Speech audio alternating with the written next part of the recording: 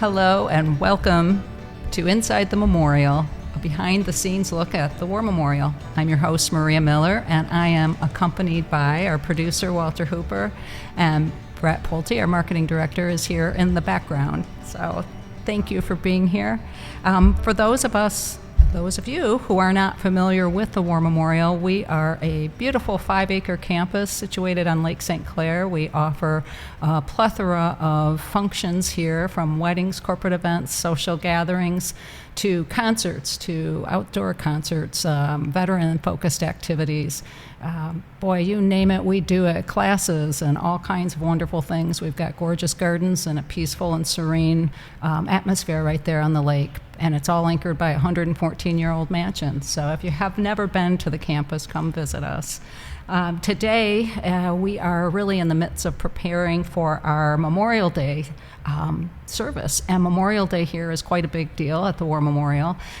Really, if you haven't been to one of the services before, I would highly recommend it. It is very impactful, it's very meaningful, and I think you walk away kind of being set for the rest of your day. It's like going to church, really, to be able to come and honor and remember those who sacrificed their all for our freedoms. So today we have, and for Memorial Day, we have a new addition to the gardens. We are here to talk about that addition. It's being dedicated that day. We have Deann Newman here. Deann, you have quite an impressive background with, really, from a professional perspective at PricewaterhouseCoopers. We have Deloitte. You're an adjunct professor. You have a law degree. You got a lot going on, but guess what? We're not here to talk about any of that, are we? I mean, you can if you want, but we are here to talk about your other interests, and you as treasurer of the St. If I get this all right, because it is a mouthful, St. Louisa Chapter, National Society of the Daughters of the American Revolution, and I will call it DAR going forward. So, Deann, I'm really happy to have you here. Welcome. Thank you, Maria. I'm happy to be here today and representing the Louisa St. Clair chapter, as we like to call it, Louisa, but Louisa. DAR is good too. Okay, Louisa. Thank you for that. All right, it's a little edit there. I'll remember that one now. Wonderful, wonderful. So how did you get involved in the DAR? Well, it was on my bucket list, actually. I won an award as a child from the Daughters of the American Revolution, and I thought it would be great someday to become a member, knowing that I had to research my family lineage to prove patriotism back to the Revolutionary War. And so it was always on my bucket list, and had been doing some family genealogy and chased those family rumors, that say Aunt so-and-so was a member of the Daughters of the American Revolution. DAR, no. After years of chasing, they were I found lies. out. They were stories.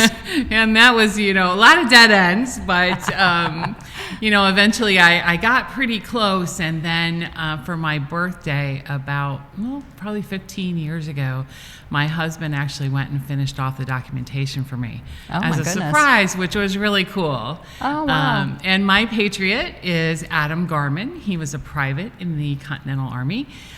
His family, and he settled in Pennsylvania, actually eastern Pennsylvania, and they were farmers there. So he put down his plow, so to speak, and went off to help with the cause. Oh, and, wow. It was really fun to really dig into our family history and try and figure that out. I'm currently working actually on trying to prove my maiden name as a patriot, which was Fishpaw, and I've traced him back to Maryland. Pretty sure he was a supporter, but I haven't all the documentation yet, so I'm working on it. Wow. So what did the documentation entail, and what does the DAR really look to see in order to say, yep, you got it, you're in? Yeah, and a lot of people, Maria, get very trepidatious, or they find the task very daunting, but it really isn't. And there are many, many people within the organization who will help you, because the organization itself, the DAR, has documented a lot of patriots who supported the Revolutionary War at the time. So we have a lot of records already there. So if you, as an interested party, wants to explore patriotism in your family as far as dating back to the Revolutionary War, you can demonstrate just your first 3 generations of birth, death, and marriage certificates. So your own, your parents, your grandparents. Okay. And then generally there's somebody that can sort of help you from there, because there's enough of the hooks, if you will, that we can use some family history that you might have, or they can actually use some of the databases and some of the military records and things that are available to us in our archives to help you finish that off. Oh, nice. So I was thinking even like Ancestry. I mean, sites like that and services like that help then, right? Absolutely, Okay, yeah. and that counts. Yeah, absolutely. And you know, it's just the documentation that you really have to focus on, right? It's some of what you find in Ancestry is what people think, and they don't really have any proof of that. So using census data to prove where people were and connect actual people with birth, death, and marriage certificates as far back as you can get them. And then, you know, you really are depending on things like wills and that kind of thing that were filed at the time or kept in the archives somewhere in a county or whatever at the time. So what was your person's name again? Adam Garman. Garman. Adam Garman. Right. And then how are you related? So Adam is actually up my father's side, but then at my grandmother, I go off on her side of the family. She was a Whitmer, and the Whitmers then were descendants of Garman, and that's how we got into that. Interesting. Family. Okay. Yeah. That's always fun. I my daughter did a little bit of the Ancestry.com, so I'm second generation American. So my parents obviously being first from Italy and Greece. So it's hard when you get out of the United States and get into Europe and then kind of dig into that. It becomes like a... It is. I've gone back I have some German that I've gone back to some of the old church records in Germany, and also in Ireland, which has been kind of interesting to try and unravel some of that. So it's pretty cool to figure out where your people came from, right? She had a good time. Once you cancel your membership, though, Actually, it stays there forever. But you can't see it. Right. But you can start and stop your membership for a month. True. If I know. you I thought want. about, because she made such progress. It's like, I should gift her another year so she can keep going on it. Or even just a month. Let her, Finish that work up, kid. When she wants to take a sabbatical or whatever and work on her genealogy. That's right. I love it. Oh my gosh. So that's really fascinating. Well, can you tell us a little bit about Louisa and the impact of the DAR or your chapter? I guess it should be one and the same. Yeah, absolutely. And our organization, the DAR, is focused on a mission of supporting historic education, or historic preservation, education, and patriotism. So we have all kinds of things that are going on in the communities around the country as we focus on that mission. Here locally, we've done a number of historic preservation type projects. Most recently, one of the projects that was pretty big for us was supporting the renovation of the foyer at the Belle Isle Aquarium. So we were restoring that to its original glory and looking at some of the really historic things that were there before and bringing them back to life. So that was pretty neat. That would be a fun how project. That unfolded. Yeah. And we've done a number of historic preservation type projects like that. We also support education here locally in a big way, in that we give scholarships to good citizens that are nominated from the local high schools, both in Grosse Pointe and Detroit. At this point, we are still supporting a number of schools there. We gave out 5 scholarships this year for that. And then we also traditionally give a scholarship of $1,000, one to a Grosse Pointe South student in social studies and history, and then also one to a Grosse Pointe North student. God, get them both. Absolutely. Yeah, so we do a lot in the community in terms of supporting education. One of my favorite projects with education, though, is obviously being an attorney. I'm very passionate about the Constitution. So I'm also the Constitution Week chair for the chapter. And I couldn't be content with just putting a Constitution Week poster. And, every year we celebrate Constitution Week the same week because it was put in place by our federal government way back in the early years of the 19th century, or I'm sorry, the 20th century. And as a result, we celebrate the Constitution in our schools throughout the country. Well, here in Grosse Pointe, I decided we needed to shake it up a little bit and do some different things. So we've done some things like flag raisings at the local elementary school. We've done Richard a couple of years and have really enjoyed, meeting the kids, teaching them about the flag etiquette. We ring the bells with them at 3 o'clock on Constitution Day. I love that. And that kind of thing. Yeah. And then we contact all of the churches, and everybody who has a bell tower at 3 p.m., September 17th, needs to ring their bell. So, Ring it. We're all about that, right? But then we also go into the 5th grade classrooms. And my committee and I have worked on a program that teaches them the articles of the Constitution in sort of a finger play sort of way, where we teach them Article 1, Article 2, what they mean, and really get them excited.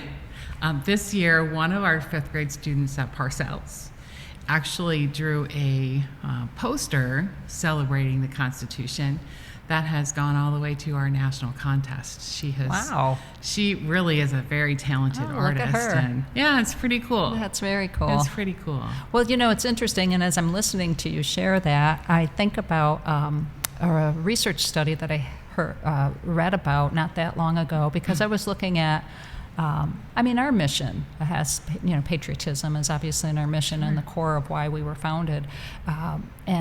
And I think about one of my daughter's ages, the Gen Z, and this Pew Research had done a poll about the word and feeling of patriotism, and how it is at an all-time low with that generation. Right. And then, you look, and then at age 65, and that, the boomers and everything, it's obviously still, quite high, but it feels like they missed you back when they were in elementary school.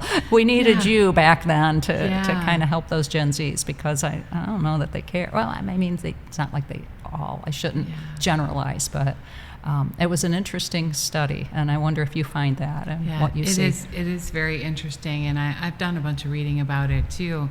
We had this real high of the feeling of patriotism and pride in America right after 9/11. Yes. And we could all feel it, right? Yes. And that generation, they were scared. And I think that sort of missed them at that point. They didn't understand why there was this pride, and there was this, they didn't feel that. They felt fear. Right. And I think that really led to a lot of it. It spikes every time there's something that really kind of brings us together as a country, like 9/11.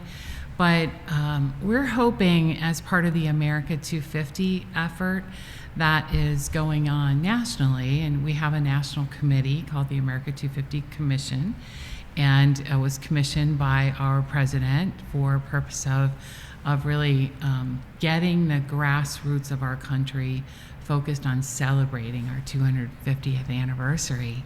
Now we have a Michigan Commission, Michigan America 250 Commission. We're looking at trying to develop something here locally. We've been talking with some of our local leaders, civic leaders, to develop a committee locally that would also do that, right?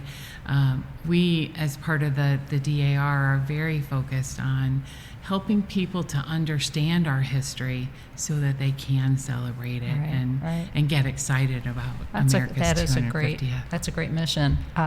So 250, we've got a couple years, but you're laying That's the right. groundwork now. Wow. We're already trying to plan and have been talking with some of your folks actually about what to rumor do, had it, right? To try and get something going here in the Points and kind of a whole East Side community that could be really very cool. Well, it'll be a big bash. Yeah.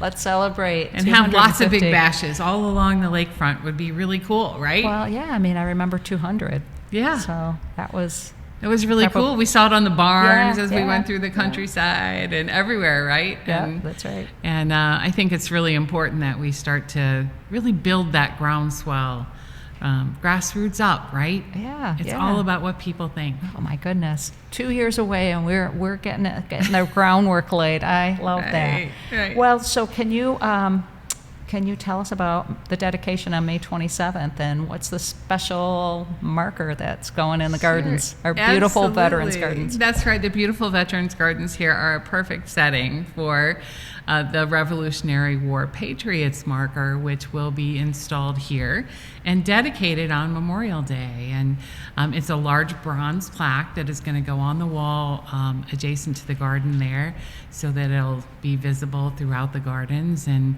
really focus people on thinking about our veterans and what they've done for our country, and all the way back to the Revolutionary War.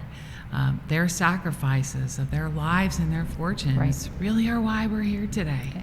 Amen. And it's just amazing, and just having this marker as a way to anchor some of those thoughts and be able to reflect in the garden is why we thought that would be a perfect setting. So we will have our DAR State Regent for Michigan, Kelly Von Warmer, here as our It's keynote not going to speaker. be you. Okay, all right, we'll take Kelly. And Kelly will be our keynote speaker. And Kelly is very, very passionate about patriotism and will do a great job for us in talking about it. But these markers are being placed across the country by the DAR. We've dedicated one actually already here in Grosse Pointe Farms at the Joy Bells Park. So having two in the same city is really unusual. Well, it's interesting because the Joy Bells Park, I mean, and the whole Joy Bells, the story behind Joy Bells is fascinating. It is, and yes. And there is a strange linkage, right, between Joy and Russell Elder Jr., because he was very involved with Packard.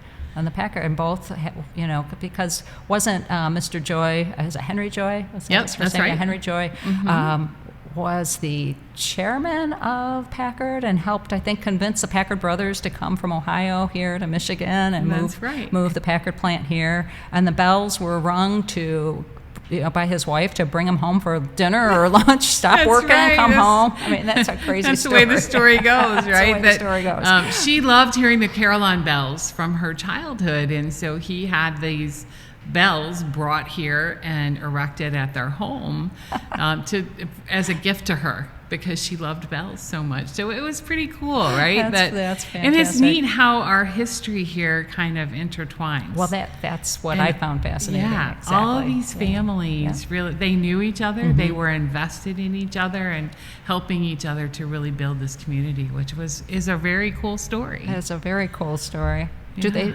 sound the bells? I should know that.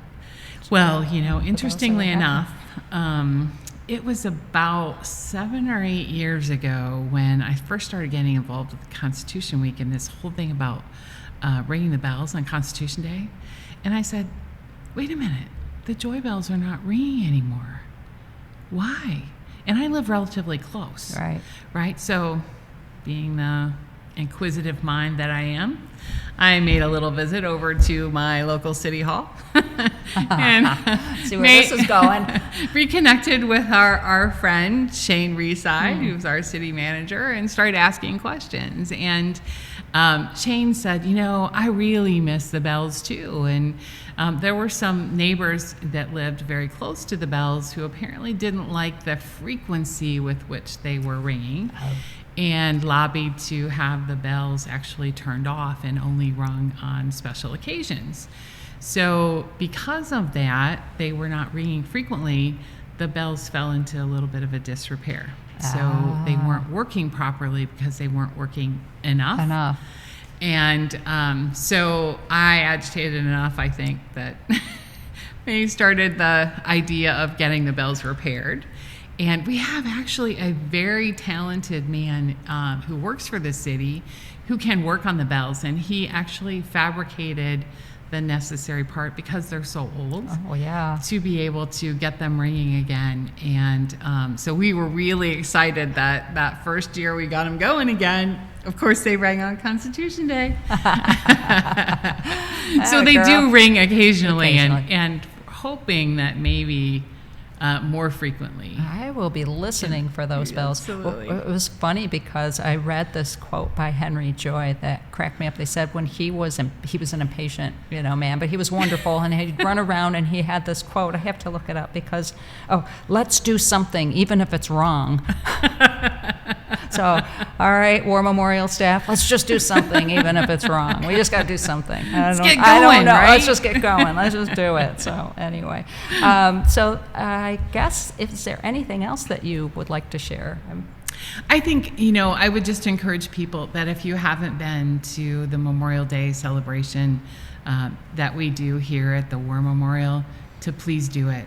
I've done it with my family, my husband, my children. We used to always ride our bikes down here every year and sit on the wall or sit on the lawn and just enjoy the ceremony and see what it's all about.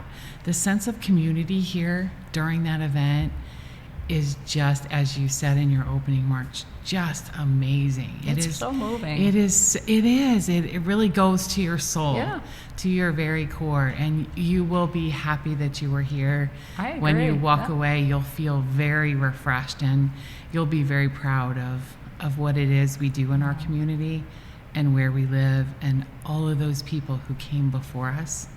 Very, very thankful for the sacrifices that they made. That is beautiful. Thank you. It feels like going to church. I mean, it's a wonderful event. Again, very moving. Yeah. So, Deann, we're so blessed to have the War Memorial here. And we're so blessed to have partners like you and everyone else that supports us because, what do they say? It takes a village. We can't do it. We can't do it on our own. Well, thanks so much, Maria, for having us here. And the Louisa St. Clair Chapter is very well ingrained in the community and very happy to support. Wonderful. And Deann, if anybody is interested, how do they find you? We are available online at louisastclair.org is our website. Actually, it's louisastclairchapter.org. And it's all one string of words together.